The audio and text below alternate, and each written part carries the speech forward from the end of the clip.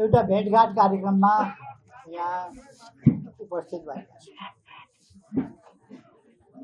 हामी किन यो भेटघाट कार्यक्रम हामीले हाम्रा दृष्टिकोणहरू संक्षिप्तमा स्पष्ट पार्न पनि जरुरी छ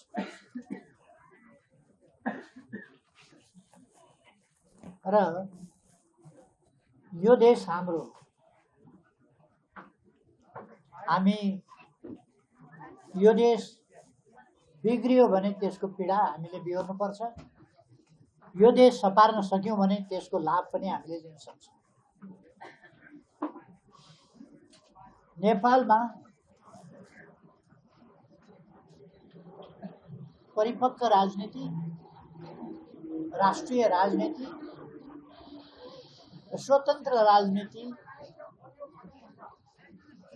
त्यति चल्नै पाएन, चल्नै सके। त्यसै कारण विभिन्न सामाजिक सञ्जालको दुरुपयोग गरेर अनेक प्रकारका झुट भ्रमहरू, मिसइन्फर्मेसन, डिसइन्फर्मेसन आदि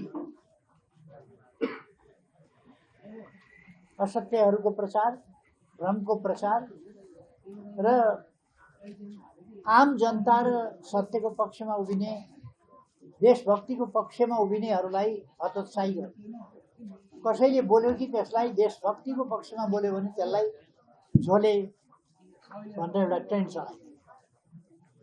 अर्को कसैले देशको पक्षमा बोल्यो भने त्यसलाई अर्को आरोपमा चाहिँ लखेट्नु। कमेन्टको प्रायोजित ढङ्गले वर्षा चलायो। झुट भ्रमको खेती गर्छ। यो चिजहरू छ।